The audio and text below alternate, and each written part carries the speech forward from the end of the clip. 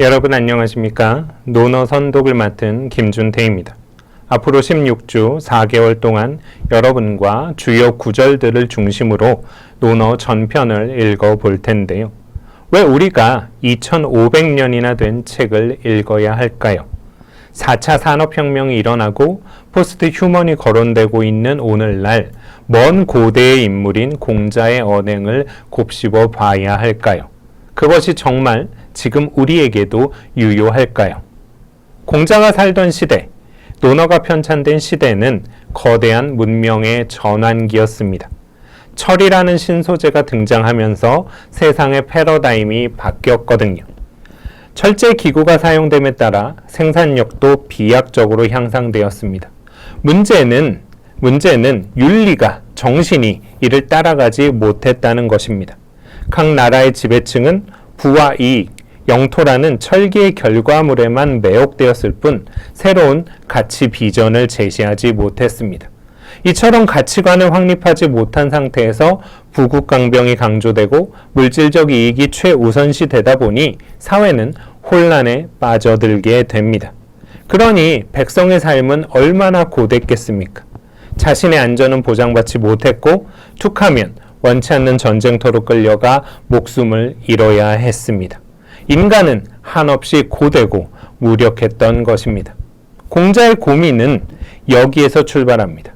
기존의 가치관이 전복된 시대, 무한 경쟁이 강요되는 시대, 과정이나 동기가 아니라 결과가 평가받는 시대, 일상의 삶이 위협받는 시대를 안타까워했던 공자는 평생을 바쳐 세상과 사람들을 구제하고자 노력했습니다. 구제라고 해서 거창한 그 무엇이 아닙니다. 공자가 지키고 회복하고자 했던 것은 다름 아닌 사람됨이었습니다. 그는 무엇이 사람다운 것이고 무엇이 사람다운 삶인가를 물었습니다. 어떻게 사는 것이 올바른 것인지를 숙고하게 했습니다. 그리하여 한 사람 한 사람이 자신의 존엄성을 지키라고, 삶을 살아가는 이유를 간직하라고, 나를 둘러싸고 있는 소중한 관계를 잃어버리지 말라고 당부하고 또 당부했습니다. 논어는 다름 아닌 그 절박한 기록입니다. 이것은 인공지능이 이끄는 혁명의 한가운데 살아가고 있는 우리에게도 여전히 필요한, 아니 단순히 필요한 게 아니죠. 아주 절박하고 절실한 가르침입니다. 공자가 마음의 중심을 잡아야 한다고 강조하는 점도 주목해야 합니다.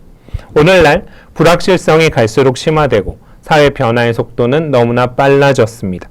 3년 전 우리의 생활 방식은 코로나19를 거치면서 순식간에 올드 노멀이 되어버렸습니다. 이러한 시대에 변화를 예측하고 앞서 대응한다는 것은 사실상 불가능합니다. 상상하지 못한 미래가 언제든 펼쳐질 수 있다는 것을 당연하게 생각해야 합니다. 따라서 필요한 것은 어떤 상황에서든 중심을 잃지 않고 나아갈 수 있는 마음의 역량입니다. 올바르게 상황을 인식하고 판단하는 힘이 중요합니다. 감정에 휘둘리지 않고 주관과 편견을 배제한 채 창의적이면서도 신속하고 냉정하게 대처하는 힘이 절실합니다. 어려운 이야기죠. 한 가지만 제대로 하기도 힘드니까요. 지금 이 순간에 최선은 무엇인지, 무엇이 올바른 선택인지를 고민하고 행동하라는 중용은 이러한 공자의 가르침을 집약적으로 보여줍니다.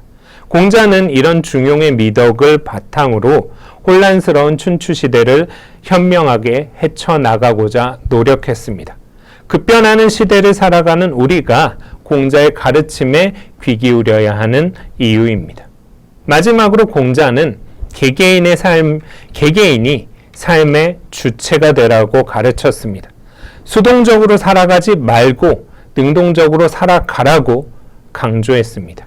공자는 비유하자면 산을 쌓는 것과 같다. 마지막 한 삼태기를 붙지 않아 산을 이루지 못하고 그만두는 것도 내가 중재하는 것이다. 비유하자면 땅을 고르는 것과 같다. 비록 한 삼태기를 부어 나간다 해도 내가 나가는 것이다.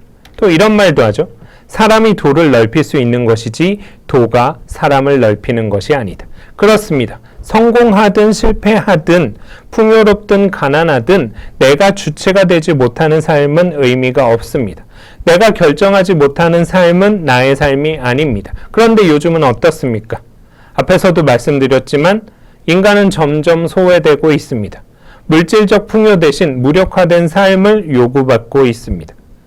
무엇이 사람다운 것인지를 고민하고 마음의 역량을 키워 그 길을 걸어감으로써 각자의 인생의 주인공이 되라는 거 뻔한 듯 보이지만 결코 만만치 않은 길입니다. 누구나 실천하고 성취할 수 있다면 공자가 저와 같은 당부를 하지 않았을 테고 수천 년이 지난 오늘까지 우리가 같은 고민을 하고 있지 않을 겁니다.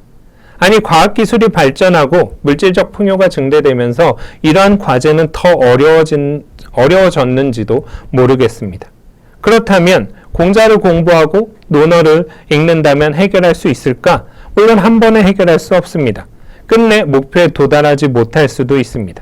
하지만 그 노력의 과정에서 조금 더 인간다워지고 조금 더 마음의 힘을 키움으로써 인생의 주체에 한 걸음 더 다가갈 수 있을 것입니다. 논어는 그 노력을 위한 오래된 미래가 되어줄 겁니다. 그 길을 여러분과 함께 하고자 합니다.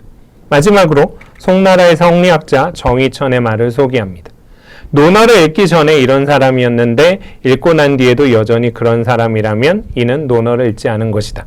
논어를 같이 읽으면서 무언가 성장하고 무언가 달라지고 무언가 변화하는 그런 삶을 각자 맛보셨으면 합니다. 자, 그러면 본 수업에서 뵙겠습니다. 감사합니다.